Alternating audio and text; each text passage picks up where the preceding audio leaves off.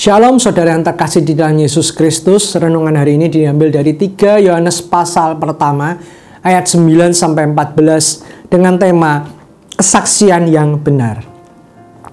Dalam sebuah proses pengadilan, kehadiran saksi sangat penting untuk menemukan sebuah kebenaran. Namun sayangnya, tidak semua saksi bersuara jujur. Ada kalanya orang memberikan kesaksian yang tidak sesuai kenyataan. Entah karena tekanan, keuntungan pribadi, atau keinginan untuk menjatuhkan orang lain. Kesaksian palsu seperti ini bisa mengaburkan kebenaran dan membuat segala proses menjadi berbelit-belit.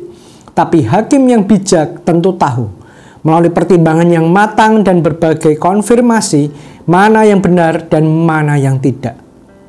Dalam surat ketiganya, Rasul Yohanes menyinggung perihal seseorang bernama Diotrefes, yang dikenal karena perilakunya yang jahat dan suka menyombongkan diri.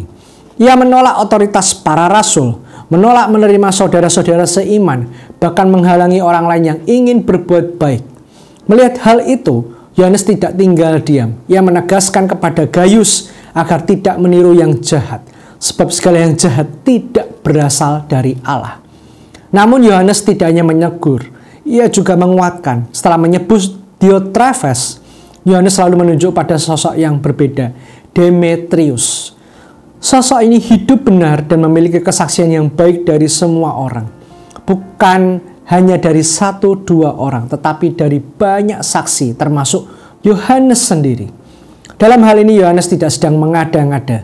Kesaksiannya tentang Demetrius didukung oleh banyak orang dan terlebih lagi sesuai dengan kebenaran firman Tuhan. Ini menunjukkan bahwa kesaksian yang benar akan menyatakan terang, bukan hanya untuk membela kebaikan, tetapi juga menjadi teladan bagi orang lain. Kesaksian merupakan bagian tidak terpisahkan dari kehidupan orang percaya. Bukan hanya kesaksian pribadi tentang kebaikan Tuhan, tetapi juga kesaksian kita terhadap sesama.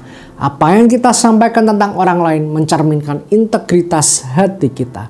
Apakah kita berkata jujur? Apakah motivasi kita murni? Atau justru kita tergoda menyampaikan hal yang dilebih-lebihkan demi pujian?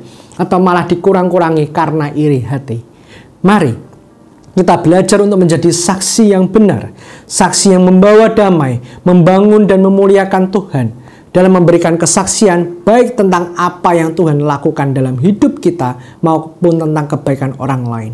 Kiranya kita melakukannya dengan hati yang bersih, bukan untuk mendapatkan perhatian atau sanjungan, melainkan agar nama Tuhan ditinggikan. Yohanes mengingatkan bahwa meskipun ada orang yang jahat dalam sebuah jemaat, masih ada banyak orang yang hidup dalam kebenaran. Dan merekalah yang harus menjadi teladan kita.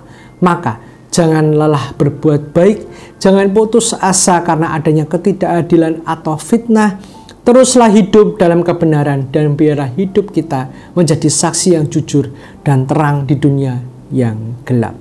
Amin.